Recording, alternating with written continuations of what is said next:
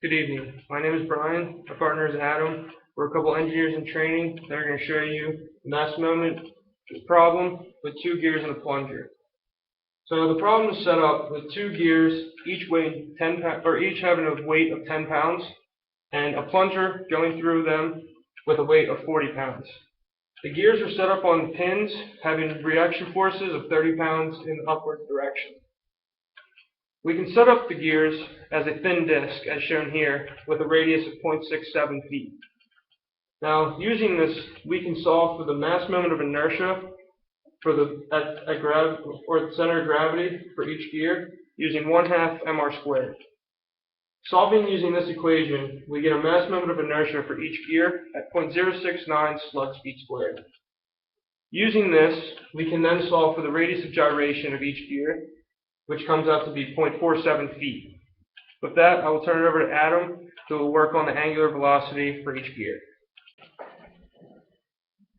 We are trying to solve for the angular velocity of the gears 1 second after the plunger is released. We know that the initial angular velocity is 0, so our initial angular momentum is 0. That leaves us on the left-hand side of the equation the sum of the integral of the moment about the center of the object from time 1 to time 2, and that is simply the force in the y direction times the radius of the gears times 1 second. And that is all equal to the angular momentum of the system at time 2. And that will be the weight of the mass of the gears times the radius of gyration squared times angular velocity. Added to that will be the mass of the plunger times the radius from the plunger to the gears squared times angular velocity.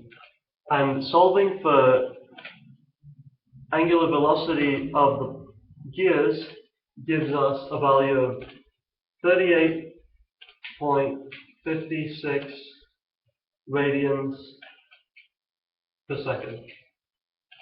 Knowing that the velocity of the plunger will be the radius of the gears times angular velocity of the gears, that gives a value of 25.84 feet per second.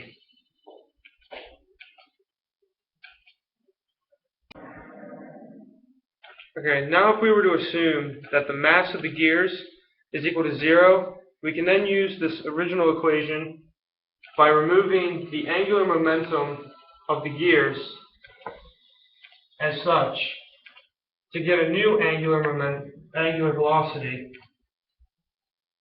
equal to 48.06 radians per second.